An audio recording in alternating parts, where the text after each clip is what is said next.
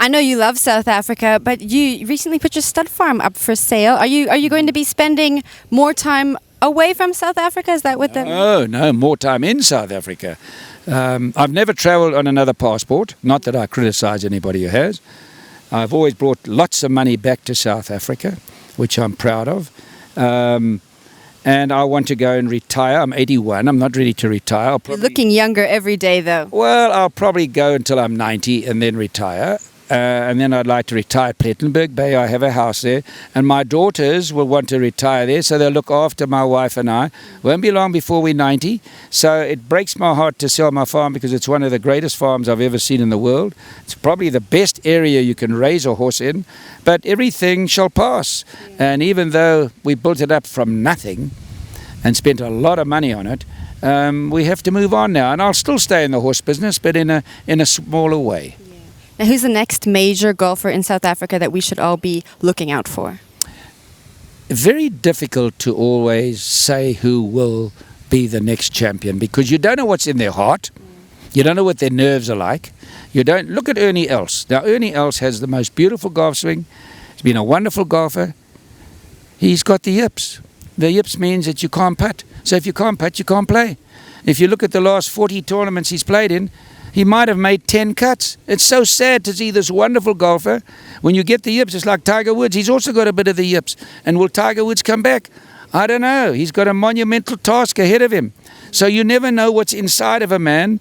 And you don't know how much passion they've got, whether they're prepared to enjoy the suffering. You don't know. So talent is one thing. But the mind and the desire and the application and the dedication and the sacrifice is something you don't have people. So you can never say. I saw a young man today, Hayden Porteous. What a golf swing. What potential he's got. Wow, was I impressed to see that today. Now, what he needs is the right coaching. Is there anybody that can give him the right coaching on the planet? Maybe 3 people. Wow. Maybe 3 people. That sounds impossible with all the technology. The world is full of bad teachers.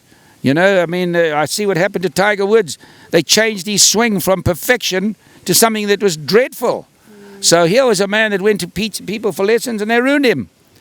So, I don't know, you know, and I've seen this time and time. I see a young man like Jordan Spieth. He's in the top 5 in the world. Every time he plays, he says, oh, I came here with my B game, my C game, I can't hit it. He's got a coach standing behind him, probably pays him a fortune of money, and he can't. And I see obviously what he's doing wrong. And this coach can't see him. He should be number 1 because Jordan Spieth is the best chipper and putter and short game player in the world. He should be number 1. And it's preventing him because he's got a bad fault in his swing and they can't find it. So with all the good coaching supposedly that you see, now we've got a coach in South Africa. If you want to go and have good lessons from him, go to Moose Gammon and his son. Moose Gammon and his son, those are 2 really professional coaches. We have a few others. But there's a big difference in coaching amateur golfers, weekend golfers, and teaching the world's best.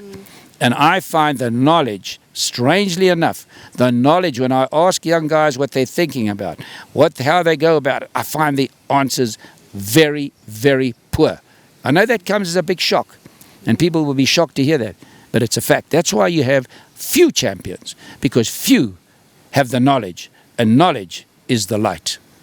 So we need to work on getting better coaches then? Well, for the type of player you are. If you're a professional golfer, you need to go to somebody who's been in the arena and know what it's like to need a 4 to win the Masters or the British Open. Not to win the club championship. There's a vast difference. Now, they're professionals that are, all our pros in our country are excellent for their weekend members. They're excellent. But is the average coach good for a Charles Schwartzel or a Hayden Porteous or Louis Oosthuizen and these people? No, you've got to be in the arena. You've had to be in the arena to understand it. If I want to know about business, I go to Johan Rupert. I don't go to my caddy.